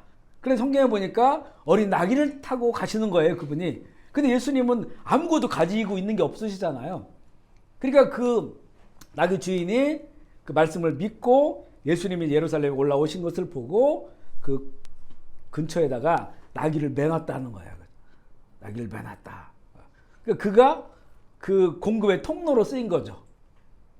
성경에는 나오질 않은 무명의 사람이에요. 그런데 그분이 준비한 어린 나귀가 예수님께서 그걸 타시고 스가랴 몇백 년 전에 예언된 그 말씀을 이루시면서 또 많은 사람들이 나와서 만왕의 왕을 찬양하고 환호하는 그런 그 내용이 된 것이죠. 그래서 이 공급자, 누가 공급할 것인가 라고 하는 공급자는 다 뜻밖의 하나님께서 준비하고 계신 것들이 있어요. 그것에 대한 믿음과 그리고 그 통로를 아는 것들이 중요하다. 나의 공급하시는 자에게도 하나님의 손길이 임해요. 그죠?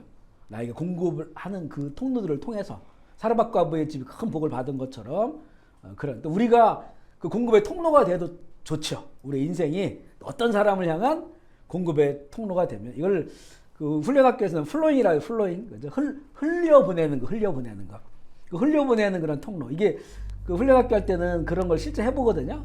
다 무명으로 합니다. 무명. 누가 누구에게 흘려보내는지 몰라요. 그런데 그것이 참 너무 적절하게 그 플로잉이 돼서 내가 그 통로로 사용되어지고 어떤 때는 나도 그 공급을 또 받게 되는 그런 은혜를 누리는 것이 바로 이게 성경이 말하는 돈의 가치다라고 볼 수가 있고요. 그 다음에 이제 두 번째는 만몬의 영에 대한 판정과 구출. 이것도 요즘 우리가 읽는 내용들이 같은 내용들인데요. 마가복음 10장 17절로 22절 읽어볼게요. 시작. 예수께서 길에 나가실새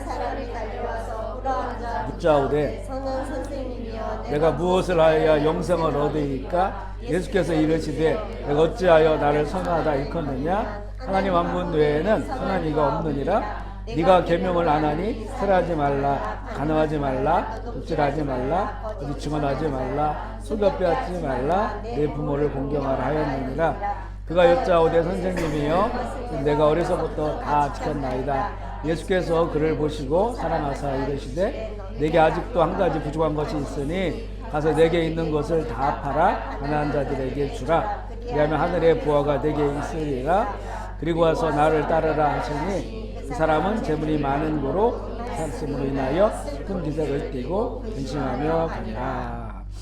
이 청년은 예수님께서도 참 사랑스러워했어요. 그러니까 다른 부분에 있어서는 참 말할 것도 없이 너무나 이제 효자이고 이 실제 이웃들과의 관계도 그렇고요. 아주 선한 그런 그 청년인데 그가 부자였다고 하는 것과 또 관리라고 하는 것을 이 사람의 정체성을 이렇게 보여주고 있는데요. 그런데 그를 묶어버린 게 무엇이냐, 그죠? 결국 그가 예수님께서 평가하신 건 뭐냐면 예수님께서 판정을 하셨어요. 그는 재물이 많은 거로 근심하며 돌아갔다. 예수님께서 너는 네가 가지고 있는 재물을 다 팔고 이 청년의 관심이 영생이에요. 영생. 얼마나 좋은 청년입니까? 그 청년 때 즐기고 먹고 마실 수 있는 그 나이에 내 구원에 대해서 관심을 가진 거예요. 어떻게 하면 영생을 얻을 수 있습니까? 라고 하는 그동안 열심히 살았는데 이거 가지고 구원에 확신이 없었던 거죠. 예수님께 찾아와가지고 어떻게 하면 영생을 얻을 수 있을까라고 물어보니까 정말 사랑스러운 청년이에요. 그런데 예수님께서 말씀하신 것은 네가 가지고 있는 재물을 다 팔아서 가난한 자에게 주라는 거죠. 장사라는 게 아니에요. 그죠? 다 주라. 그러면 하늘의 부화가 쌓일 거다. 이걸 먼저 하라는 거예요. 하늘의 부화를 쌓아놓고 땅에 있는 네 재물을 팔아서 하나님 기뻐하시는 곳으로 주고 하늘의 부활을 쌓아놓고 나를 따르라. 그러니까 예수님께서 이 사람을 탈출하게 하시는 이 만몽의 영에서 탈출하게 하시는 그 정답은 뭐냐면 그거는 나를 따르라예요. 예수님을 따르라.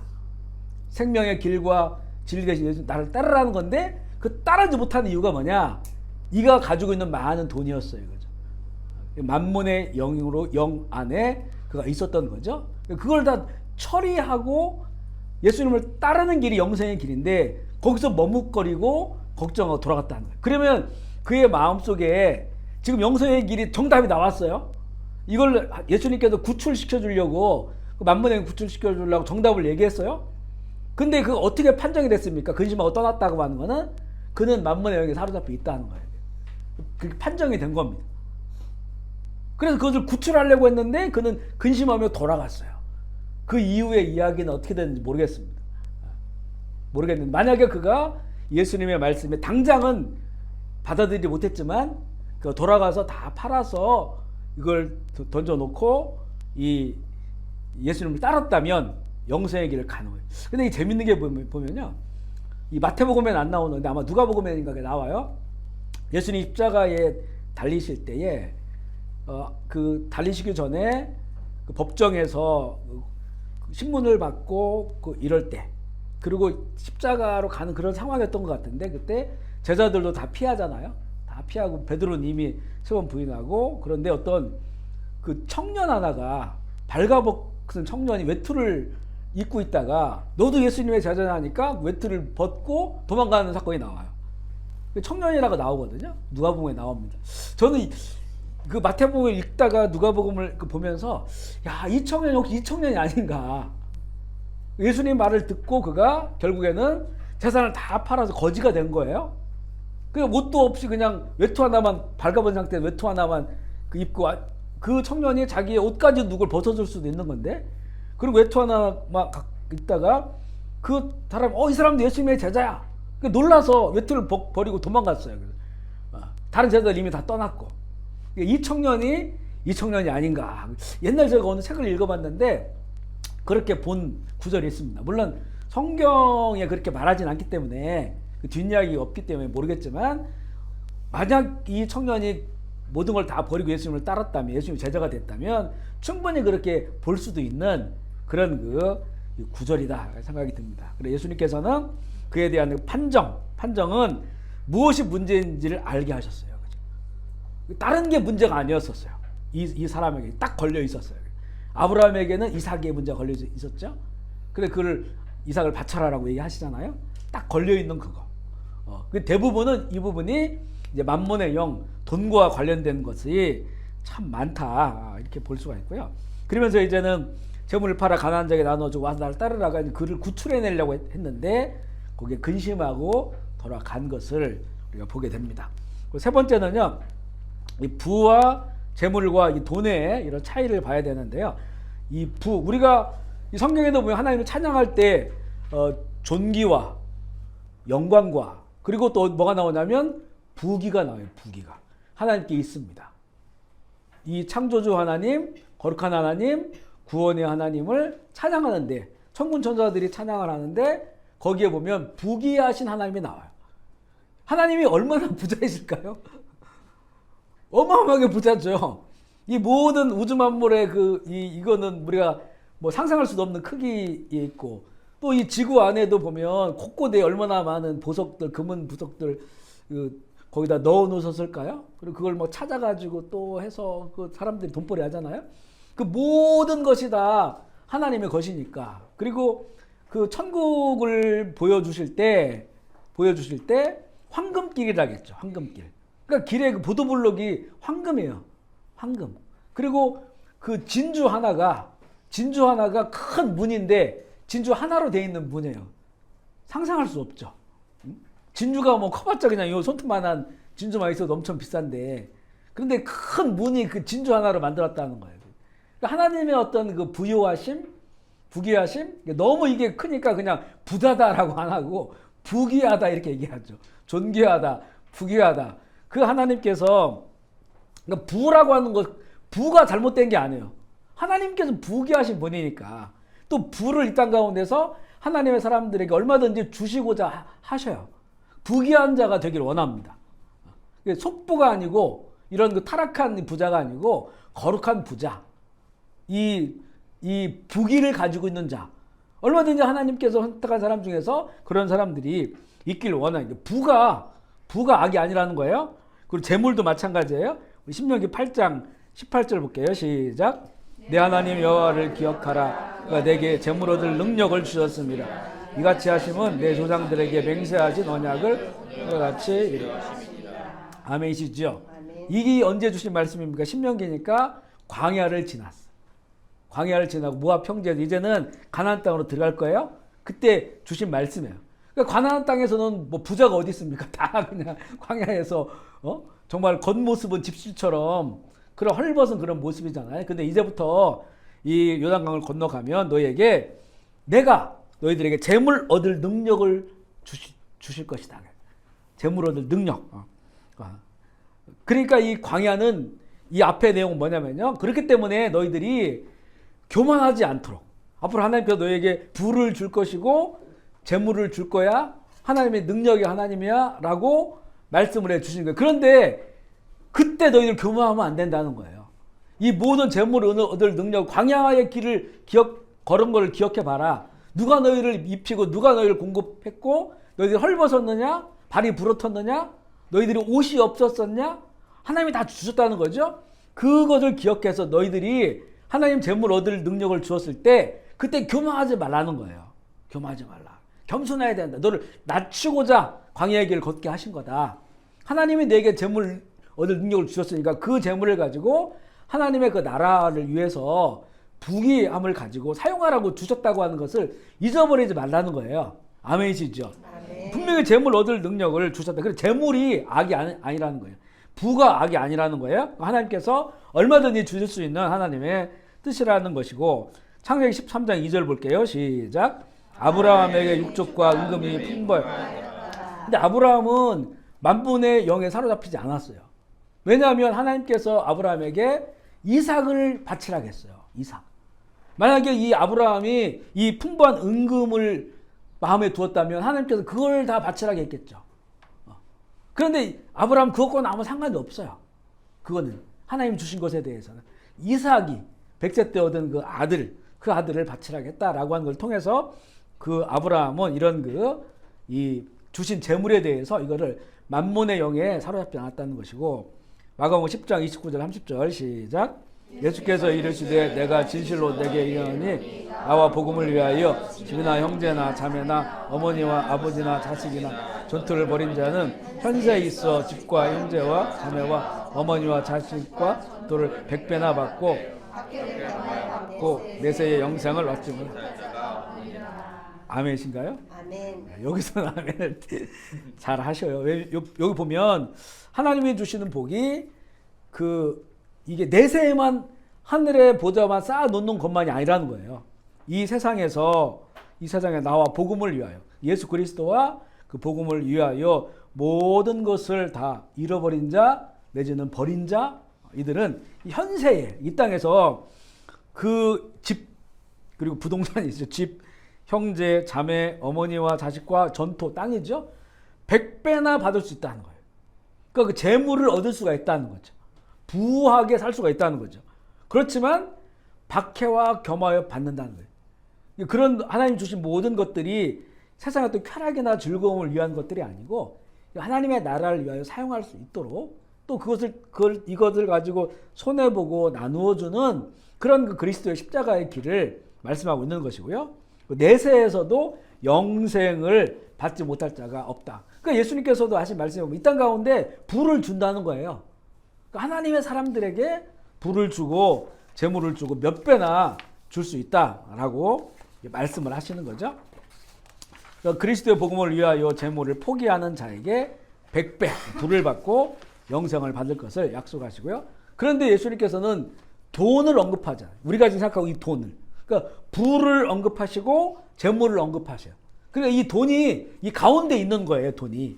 사실 부와 재물은 돈과는 떨어질 수 없잖아요. 그죠? 돈이 많아야 그 재물이 많은 거고 돈이 많아야 그 리치가 되는 거예요. 그 부귀가 되는 거예요. 그런데 여기에서 이제는 중요한 것은 뭐냐면 돈은 사람에 의해서 만들어졌고 만몬의 영의 영향력을 받고 있다고 하는 것. 그리고 처음에는 순수한 교환의 가치였었어요. 돈이. 네. 그런데 이 돈 자체가 가치를 갖게 되었어요. 가치를. 그러면서 여기에서 이제는 이윤을 추구하게 되고 또 이 돈이 이제는 부와 재물의 그런 그 기준이 되게 된 것이죠. 그래서 하나님께서 재물을 우리에게 주실 수 있고 부하게 하실 수 있어요. 이거는 이제는 그것을 위해서 이 돈이 도구가 되는 거죠. 도구. 하나님께서 자원의 물꼬를 얼마든지 틀 수 있다는 거예요. 그런데 돈 자체에 이제는 가치를 부여하고 의미를 부여하게 된다면 그것이 바로 이제는 만몬의 영에 사로잡히는 그런 그 영향력을 받게 되는데요. 마태복음 22장 21절 읽어보겠습니다. 시작. 이르되 가이사의 것이 이에 이르시되 그런즉 가이사에게 하나님의 것은 하나님께 바치라 하시니 세금에 관한 그런 그 질문인데요. 예수님은 돈에 그려진 형상과 글이 누구의 것이냐 물어봐요. 당시에 데나리오는 로마의 화폐라겠죠. 로마 화폐는 그 가이사의 그 얼굴의 문양이 새겨져 있습니다. 그리고 거기에 이제 가이사를 주라고 고백하는 그런 내용들이 있어요. 이게 누구의 것이냐라고 데나리온 보여주면서 물어보니까 이게 가이사의 것입니다라고 얘기합니다. 가이사의 것은 가이사에게 줘라. 하나님의 것은 하나님께 드려라. 이게 바로 돈이라고 하는 양면성이에요. 양면성. 이 돈이 거기에 그려져 있는 가이사, 이 가이사, 그 황제를 그 황제의 그림이 그려져 있고 모든 백성들이 그 그려져 있는 그 돈을 사용하잖아요. 여기에 이제 가치를 부여한 거예요. 가치를 부여했을 때는 이것이 결국 만몬의 영에 만몬이 추구하는 그런 가치의 돈이 되지만 그렇지만 이 똑같은 돈이 이게 하나님에게 드려지는 우리도 지금 마찬가지잖아요. 우리 똑같은 그 화폐를 가지고 이거 가지고 사고 팔고도 하고 이거 가지고 하나님께 아무 조건 없이 그냥 감사하며 드리기도 하잖아요. 바로 이런 그 양면성을 가지고 있다. 그래서 그 데나리오는 하나님께 속한 것이 아니라 가이사에게 속한 것이고 세상에 속한 것인데 하나님께서는 그 금을 주시면서 그 금을 주시면 그것은 부가 되죠. 부가 되지만 그 금을 녹여서 우상을 만든다면 우상의 것이 되고 그 금을 녹여서 화폐를 만들어 가지고 거기에 의미를 부여하면 그게 바로 돈의 노예가 되는 것임을 볼 수가 있습니다. 예수님께서는 이 돈에 대해서 말할 때요 작은 것이라고 말해요. 작은 것. 그러니까 그 달란트의 비율을 보면 한 달란트, 두 달란트, 5달란트 나눠주잖아요. 근데 5달란트 받은 그 종이 10달란트로 남겨가지고 왔을 때 그때도 예수님께서 착하고 충성된 종아 네가 작은 것에 충성했다 그래요. 2달란트도 작은 것에 충성했다. 1달란트도 네가 작은 것에 불의했다라고 말합니다. 그러니까 이 예수님께서 보시는 이 세상의 재물, 이 돈은 하나님의 나라의 작은 것에 작은 것. 근데 우리는 거기에다가 세상은 거기에다가 어마어마한 가치를 부여합니다. 작은 것이 아니라 가장 큰 것으로 그렇게 가치를 부여합니다.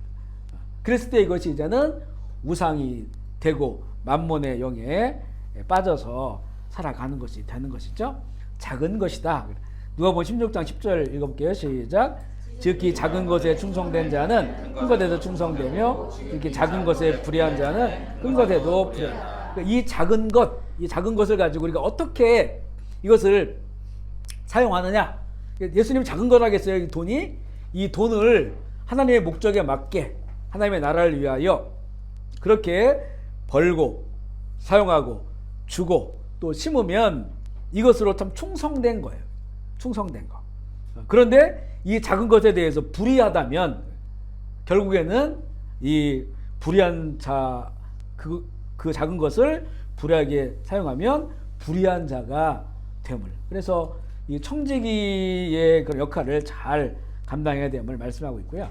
재물은 부와 돈 사이에 있어서 만몬의 영향력 아래에 있어 우리가 그것을 신뢰하고 섬길 수도 있고, 그죠? 재물이 부가 되어서 상속할 수도 있고 돈이 되어서 만몬에게 쓰임 받을 수가 있는, 그러니까 만몬과 재물과 이 돈에 관한 그런 이 어떤 차이.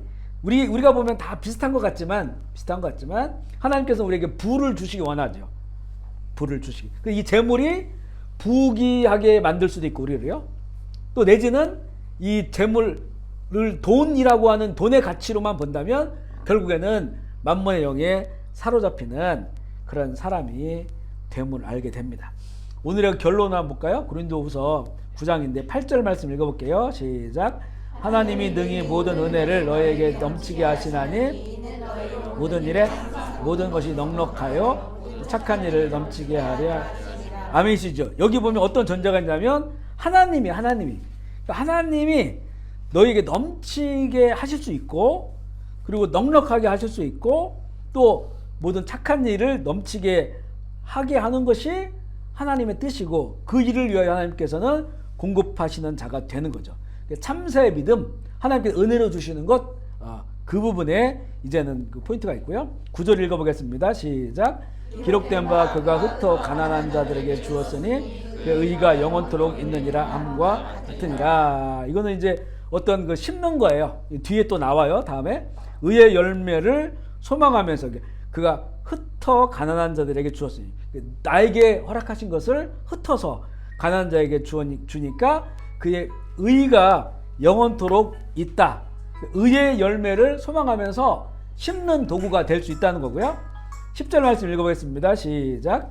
심는 자에게는 치가 먹을 약식을 주시는 이가 너희 심을 것을 주사 풍성하게 하시고 너희의 의의 열매를 더하게 하시려니 심는 자에게 씨와 먹을 양식을 주시는 이 하나님이세요. 그러니까 그 심을수록 그게 배가 되는 겁니다. 심을수록 우리가 이 땅에 살면서 이게 크든 작든 간에 좋은 곳에 많이 심기를 바랍니다. 심는 것은 앞서 말한 것처럼 열매를 얻기 위해 심는 거예요. 그래서 허탄하고 헛된 데 심지 말고 아름다운 열매가 날 수 없는 곳에 심지 말고 영원한 열매, 하나님 나라의 열매가 맺는 곳에 심을 수 있어야 되고요. 그렇게 심는다면 하나님께서 그 심는 씨앗도 공급해 주시고 그걸 풍성하게 또 열매를 맺으심을 볼 수 있고요. 11절 읽어보겠습니다. 시작. 너희가 모든 일에 넉넉하여 너그럽게 연보함은 그들이 우리로 말미암아 하나님께 감사하게 하려 하심이라. 아멘이시죠? 심는 자의 씨가 배가 되고 그리고 너그럽게 관대함으로 나누고 그러면서 의의 열매가 증가되어지는 것. 저는 요즘 이렇게 좀 기도하면서 저희들은 뭐 경제생활에 앞서 말한 것처럼 딱 정해져 있는 그 조그만 것이지만 우리 교우들에게는 그 자원이 참 풍부하다, 이렇게 좀 우리가 볼 수가 있고요. 그래서 기도하는 게 우리 교우들이 어떤 경제 생활의 그 도구들이죠. 사업체, 또 재물, 돈 이런 것들이 하나님이 딱 보시기에 어렵다고 인정받았으면 좋겠다는 그런 마음들이 있어요. 어렵다고. 왜냐하면 지금 하나님께서 누구를 찾으시냐면 그러니까 이거를 이 물꼬를 터졌을 때 물꼬를 틔워주셨을 때 그것을 흘려보낼 수 있는 사람을 찾으세요. 그러니까 이 재정 강의에도 나중에 예화로 나오는데요. 이렇게 눈이 녹아서 강물이 흘러가요. 어떤 사람은 보니까 물이 늘 흘러가는 게 있는데 보니까 그 원천이 엄청나게 쌓인 눈이 녹는 거예요. 눈이 녹으니까 이거 물이 계속 흘러오는구나 라고 해서 자기에게 물줄기를 파가가지고 자기 집안 사람들 먹고 마시는 사람들이 있어요. 어떤 사람은 보니까 이 물은 계속 흐르는 거예요. 끝도 없이. 왜냐하면 눈이 녹아서 계속 흘러가니까. 그러니까 이것을 이제는 나만 먹지 않고 여기저기 물줄기를 내주는 거예요.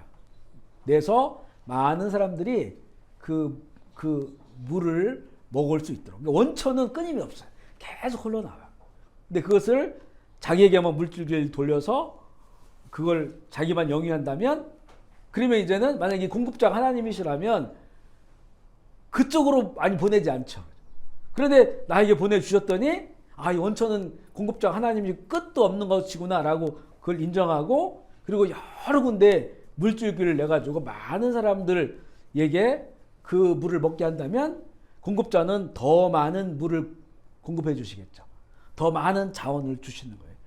그러니까 우리의 그 마음이 이미 어떤 이런 경제관, 재물에 대한 것이 우리 마음이 이 하나님이 기뻐하시는 곳을 향해 있으면 내가 그걸 받는 게 아니고 내가 통로로서 향해 있으면 하나님께서 그에게 하나님의 자원을 공급하시는데 이 자원의 공급은 엄청난 거예요. 그렇죠? 아멘이시죠? 분명히 우리가 지금 그 마지막 때 어떤 일이 일어날 것인가 한쪽에서는 재앙이 임해요. 요한계시록 14장에 낫을 든 천사가 나타나서 그 포도나무를 걷어가지고 진노의 틀에 넣고 그걸 밟아요. 진노의 그런 일들이 일어납니다. 그 세상에 많은 그 재앙과 감당할 수 없는 재난들이 앞으로 더 커질 거예요. 한쪽에서는 뭐냐면 그 낫이 추수의 낫, 추수. 영혼들을 추악하는 거예요. 마지막으로. 마지막 부흥이 일어나는 거예요.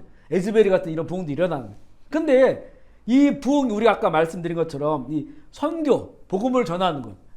누가 가서 비행기를 타고 가서 전해야 되고 그 비행기를 타고 가서 전하려면 그 가서 집을 얻어야 되고 또 가난한 사람들은 먹여야 되고 그들을 위해 학교를 지어야 되고 교회를 건축해야 되고 이게 돈으로 되는 거잖아요. 그러니까 누군가는 마지막 부흥에 쓰임 받아야 되는데 이게 누가 될 것인가라고 하는 거예요. 하나님께서는 그것을 검증을 해가시는 거예요. 검증. 하나님의 자원이 물꼬를 터서 막 쏟아 부어주고 싶어요. 그래서 딱 보니까 그 물줄기를 다 자기들만 가지고 있는 거예요. 가지고 조금씩만 시냇물 정도만 흘려 보내주는 거예요. 조금씩만. 아니면 아예 그것도 그냥 안 해버리고 자기 잘 먹고 잘 사는 사람들이 쓴다면 하나님은 거기에 자원을 공급하지 않죠. 근데 하나님께서 그동안에 이제 작은 것으로부터 충성해서 자원을 공급하실 때 이 사람이 이제는 그것에 대한 도구가 돼서 여러 사람에게 자신도 어떨 때는 힘들고 어려울 수 있겠지만 여러 사람에게 자원을 공급해요. 이런 사람에게 하나님께서 물꼬를 터준다는 거예요. 아멘이시죠? 아멘. 저는 우리 교회 안에 있는 이 사업하시는 우리 교우들을 위해서 성교사도 마찬가지겠지만 이렇게 기도를 합니다. 하나님께서 자원을 공급해 주실 수 있도록 믿을 만한 사람에게 보내주시는 거예요. 그거는 삶을 통해 검증되어야 돼요. 그거는 그동안의 삶을 통해서 작은 것이라면 작은 것도 쪼개서 나누고 심는 자에게. 아멘이시죠? 아멘. 이런 자들이 점점 자원의 물줄이 커지는 거예요. 우리 교우들이 이 물줄기를 받아서 공급하는 그런 이 마지막 그 시대의 부흥. 그러니까 우리는 마지막 시대에 하나님의 진노 가운데 있지 않고 하나님께 일으키는 부흥 가운데 우리의 사업체가, 우리의 선교지가, 우리의 기업이 그렇게 쓰임 받기를 주의 이름으로 축복합니다. 아멘. 우리 이 시간 같이 기도하고 마무리할게요. 오늘 그리스도인의 재정에 관한 몇 가지 내용 중에서 첫 번째가 만몬의 영을 우리가 인식하고 분별하고 절단하고, 두 번째는 참새 믿음을 가져라. 본질적인 우리의 공급자는 하나님이라고 다시 한번 우리가 좀 인정하고 우리의 허락하신 돈, 이 돈이 하나님의 부요함이 되게 해 주시고 우리 안에 있는 끼어 있는 만몬의 영들은 분별하여서 예수의 이름으로 절단하고 그리고 그곳에 더 주고 아름다운 곳에 심어서 열매 맺는 하나님의 자원의 통로가 될 수 있는 우리가 될 수 있도록 우리 주의 이름 그리고 통성으로 기도하겠습니다. 하나님 아버지 감사합니다. 오늘도 우리가 주의 이름으로 모여서 부족하지만 함께 말씀을 나누게 하시니 주님 감사합니다. 세상에서 우리가 늘 사용하고 또 필요하고 주님 이렇게 우리 속에 늘 함께하고 있는 이 돈과 또 재정 또 경제에 관한 그런 말씀을 나누었습니다. 그동안 살아왔던 우리의 삶을 잘 돌아보고 하나님 그곳에도 하나님의 뜻이 있음을, 하나님의 선하신 목적과 의미가 있음을 말씀을 통해서 잘 찾아낼 수 있도록 주 인도하여 주시옵소서. 혹시 우리 안에 이 만몬의 영이 깃들여져 있다면 예수의 이름으로 다 끊어낼 수 있도록 주님 도와주시고 이 마지막 시대 때 하나님께 일으키시고자 하는 마지막 부흥에 함께하는 우리의 기업과 또 우리의 직장과 우리의 선교지가 되게 하여 주시옵소서. 특별히 주님 혹시나 이 땅에서 힘겹고 어려운 그런 경제적 사정을 가지고 있는 형제 자매들이 있는지요. 주님 이 상황 속에서 정말 참새의 믿음을 회복하게 해주시고 온전한 공급자 하나님이신 것을 40년 그 광야를 경험한 것처럼 그렇게 하나님을 경험하게 하여 주시옵소서. 두려워하지 않게 하시고 또 불안해하지 않게 하시고 근심과 걱정 다 떨쳐버리고 오히려 그때 역사하시는 하나님의 능력을 경험하는 귀한 시간이 되게 하여 주시옵소서. 또 우리에게 허락하신 것이 크든지 작든지 하나님 이것으로 우리 이 땅 가운데서 주고 받으며 또 심고 의의 열매를 거둘 수 있도록 주님 역사하여 주옵소서. 오늘도 귀한 이 하나님 사업장에서 우리가 모였습니다.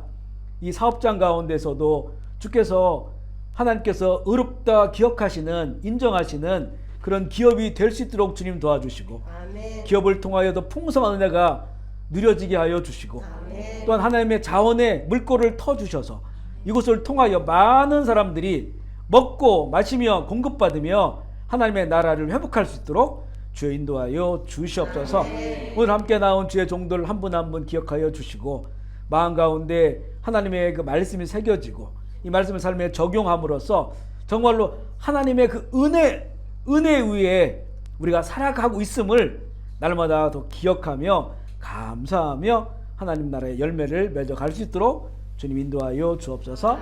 감사하며 우리 구주 예수 그리스도의 이름으로 기도합니다.